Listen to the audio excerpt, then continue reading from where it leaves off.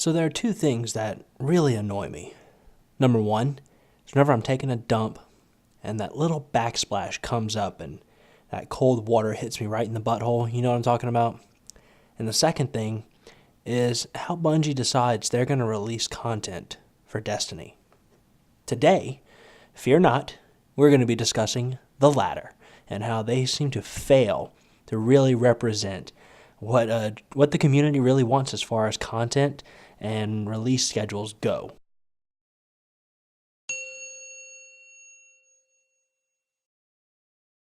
Hey, what is up, guys? Welcome to the channel and thanks for stopping by. So today's video, we're going to be talking about a pretty controversial topic among the community, and that is going to be how Bungie continues to do this exclusive content for PlayStation and how it's really affecting and causing a bit of a divide and how it's pissing off a lot of Destiny players like myself that play on Xbox. So let's get right into what I want to talk about, and that is going to be a brief history of the DLC so far. Destiny launched September 9th, 2014. The first expansion that released was titled The Dark Below and came out December 9th of the same year. With The Dark Below, Destiny players received content such as the Will of Crota's Strike, all new story missions culminating in the second raid in Destiny's history, Crota's End. The Murmur, the first ever and only multi-elemental weapon in the Guardian's arsenal, was also added. This was the fusion rifle that gave the player the decision to choose between two different elements depending on the encounter.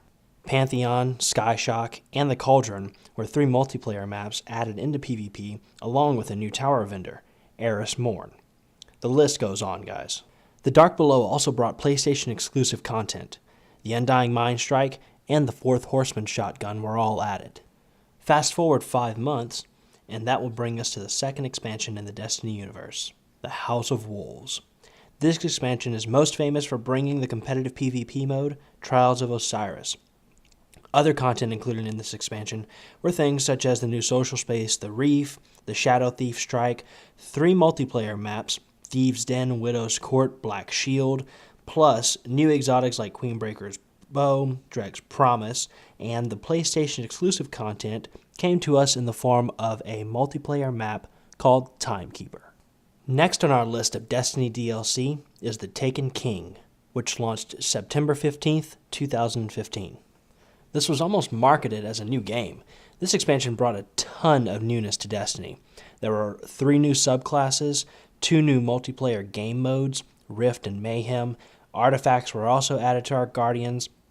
Bannerfall, Crossroads, Frontier, they were all added to the multiplayer arena, as well as the third raid, King's Fall. This expansion was especially important to Xbox users because it brought content to us that PlayStation users had for at least a year. This was the first time Hawkmoon, my favorite hand cannon in the game, and Fourth Horseman were accessible to all Destiny players. However, this DLC brought even more PlayStation exclusive content with it. Sector 618, a multiplayer map, the Jade Rabbit, an exotic scout rifle, and an Echo Chamber Strike were given to all PlayStation users. April 2015 also gave PlayStation users a brand new exotic sniper rifle, the Zen Meteor.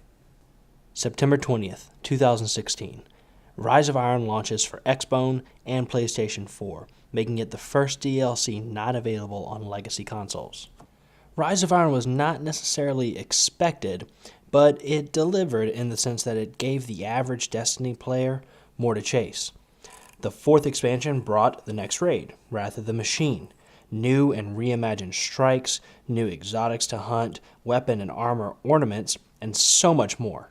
And fear not, Rise of Iron also had PlayStation exclusive content in the form of a multiplayer map called Icarus, as well as a quest called Show of Strength. Now, if you're keeping track, then you'll know I have mentioned 5 pieces of DLC in this video still not available to Xbox users. Sector 618, Icarus, Echo Chamber, Show of Strength, Jade Rabbit, and Zen Meteor still remain out of reach to anyone on Xbox. keep in mind, guys, that I haven't mentioned a lot of PlayStation exclusives that are still out there. Just for the intents and purposes of this video, I didn't feel like I had to mention the Iron Banner exclusive gear, Sublime Engrams, so on and so forth. So there's still even more that Xbox users don't get to enjoy. Now, I know what you're thinking. Jade Rabbit and Zen Meteor aren't even that great. You're not even missing much. Or Sector 618 is a terrible map. I hope Xbox users don't get it because that means it's going to be a Trials map one day. Although I'm not concerned necessarily about the quality of the content that is missing from Xbox, it's more about the fact that this exclusivity even exists. I understand that content exclusive to certain consoles has existed for quite some time, but I have never seen this exclusivity last for so goddamn long. Let's take Modern Warfare 2 for example. This Activision title also had content exclusive to Xbox users. The DLC titled Resurgence released on June 3rd, 2010 for Xbox. You know when it launched for PlayStation? July 6th, 2010. A month later. A month!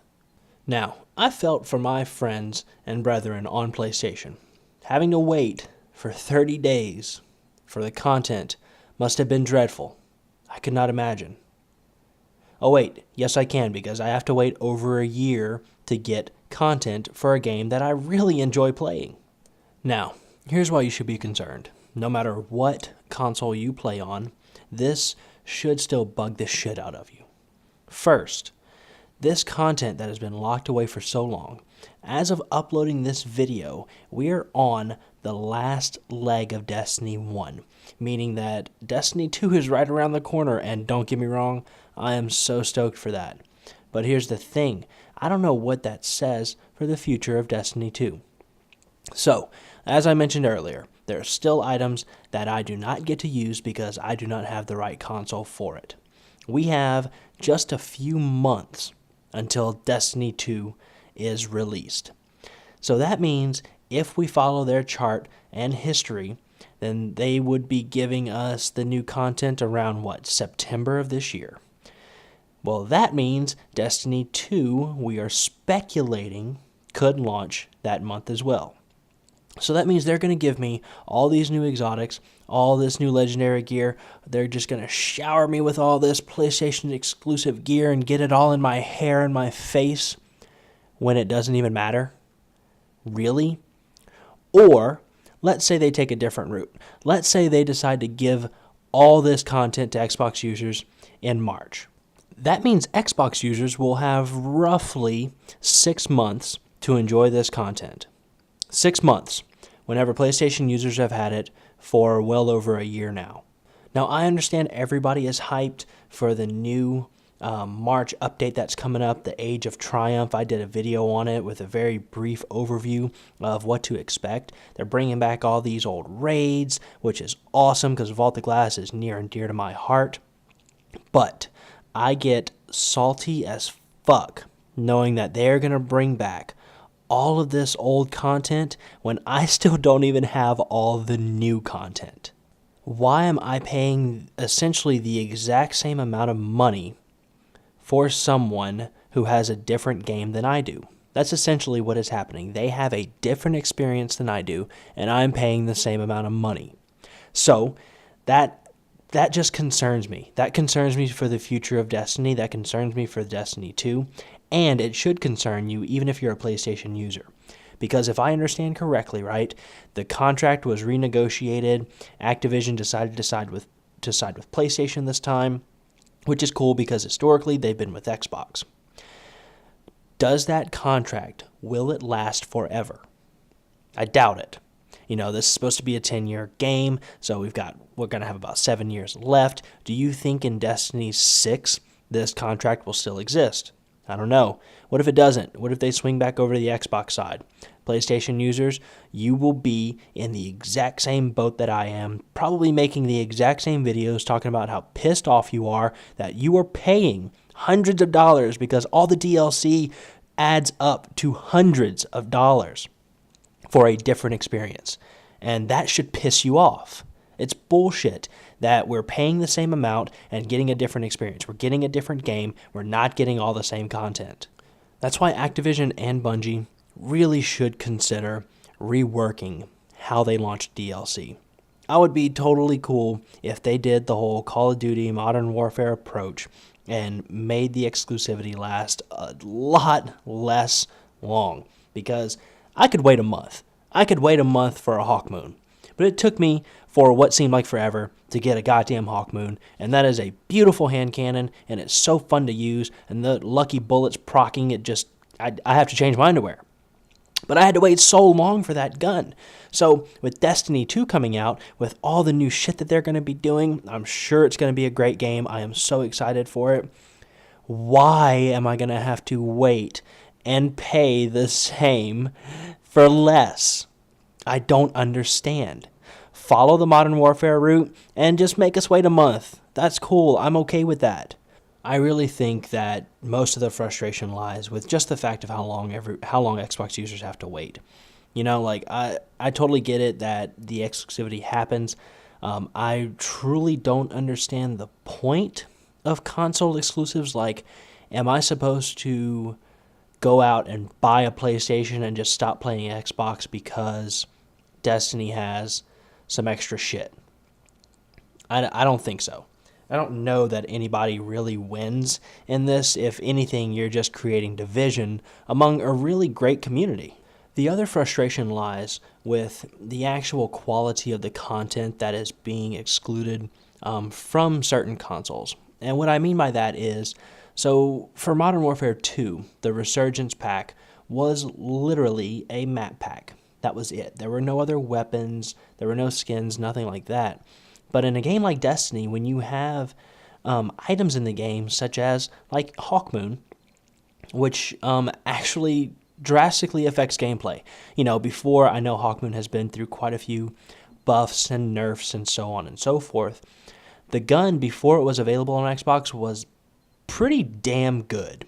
You know, it was the meta, it was highly sought after, and it was used quite often in PvP. So the gun actually did shape the meta, it shaped the Crucible, and hell, even in PvE, it helped define and shape some moments there. The content in Destiny is so reliant on it actually affecting gameplay and affecting the user that you really can't do exclusive stuff like that. If they want to stick to just map packs, that's cool. If they want to stick to just skins, just customizable things, ornaments, that's fine. But Destiny does not need exclusive weapons. They do not, because it too drastically affects how the actual game will play. Well, guys, those are pretty much all the thoughts that I have on the content and just kind of where my frustrations lie. I hope you understand. And if you do, don't forget to leave a like, favorite, subscribe, so on and so forth. I'm going to be working on getting more videos out more consistently. I've had a lot going on for the past few months. I just moved into a new place, though. The girlfriend and I got a 2-bedroom townhome together, so that's kind of exciting. And I'm going to have my own office / man cave where no girls are allowed. I've got to be sure to put that sign up this week so I can build pillow forts and have tactical sleepovers with my friends.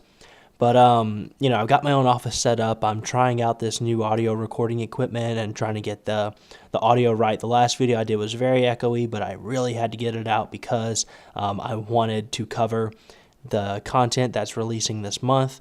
So, you know, there's going to be more coming, and I'm excited to have some improvements and just have a little bit more stability in my life so I can get more videos out to you guys. But my question to you is what do you think about the Age of Triumph that's launching? And also, what do you guys think, you know, of the whole exclusive content thing? Do you think that if Xbox users get the content in March, that it's enough time to really enjoy it? Or do you just think like, well, who gives a damn? You know, it's almost over. Does it really matter at this point? Not really. You know, let me know what you guys think. I would love to hear it. And in closing, if you're looking for a place to compete and show off your skills as a Guardian, please be sure to check the video description below. TiltEsports.com, one of the leading names in the world of Destiny esports, with multiple events throughout the year, including season ladder ranks where the top 16 teams are invited to compete in a championship. If you think you got what it takes and your fire team has what it takes, please visit TiltEsports.com and register now for the next event. Thanks again for checking out the video, guys. Hopefully I'll be talking to you very soon, because with the Age of Triumph reveal streams just around the corner, I'll be doing my best to make sure I cover each and every one of them. So, I guess I'm going to make like a fetus and head out, and I will talk to you guys later. Peace.